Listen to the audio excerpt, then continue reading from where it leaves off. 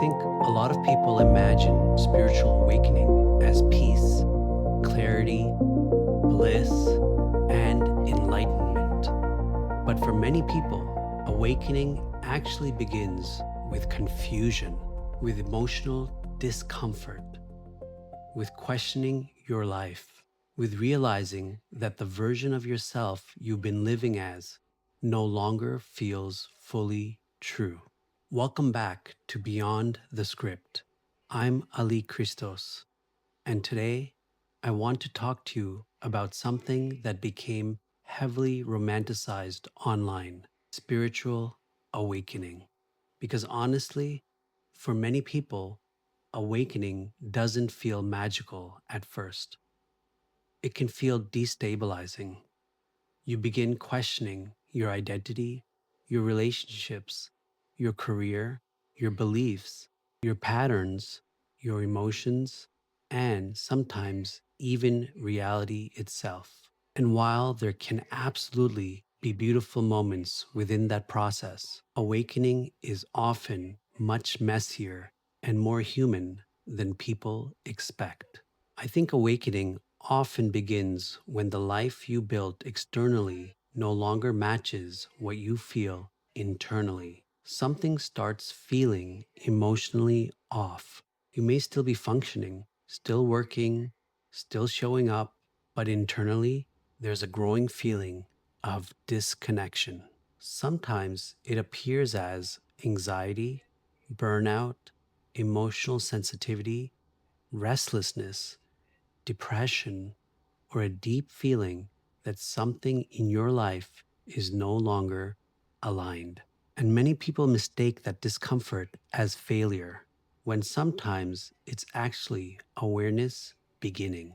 One of the hardest parts of awakening is identity change, because most people build identities around survival, approval, achievement, relationships, roles, or emotional protection.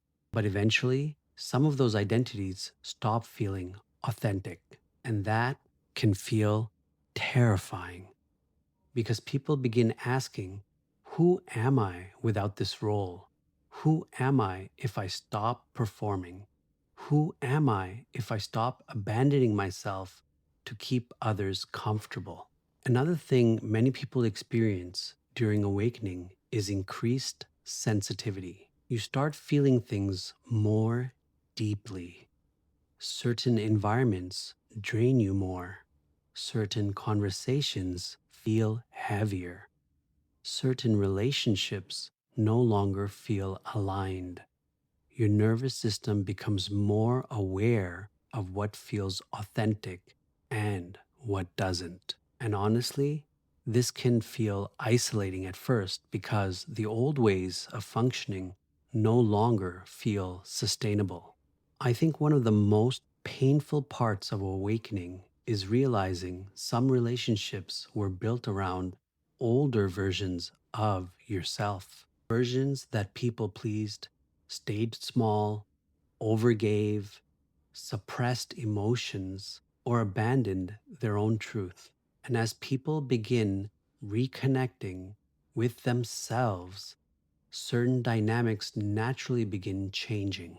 Not because anyone is bad, but because authenticity changes relationships. My own awakening didn't happen all at once. It unfolded through life experiences, inner work, meditation, yoga, subconscious exploration, emotional struggle, anxiety, and periods where I genuinely questioned who I was becoming. There are moments where things that once motivated me stopped feeling meaningful. Moments where I realized how much of my identity had been shaped by external conditioning and emotional survival. And honestly, part of awakening is grieving the versions of yourself you thought you had to be. One thing I think is important to say is that awakening isn't about becoming less human. It's actually about becoming more honest, more emotionally aware, more conscious, more connected, more present, not spiritually bypassing pain, but learning how to meet yourself more truthfully within it. Because real awakening isn't performance, it's presence. I think what helps most during awakening is slowing down, grounding, self awareness, nervous system care, honest reflection, healthy boundaries, meditation, and allowing yourself space to evolve without needing to have everything figured out immediately.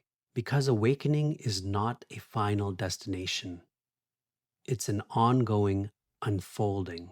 Maybe awakening isn't about becoming someone new. Maybe it's about remembering who you were before the conditioning told you who you had to be. If this episode resonated with you, I'd really appreciate it if you subscribed, left a review, or shared this with someone who may need it.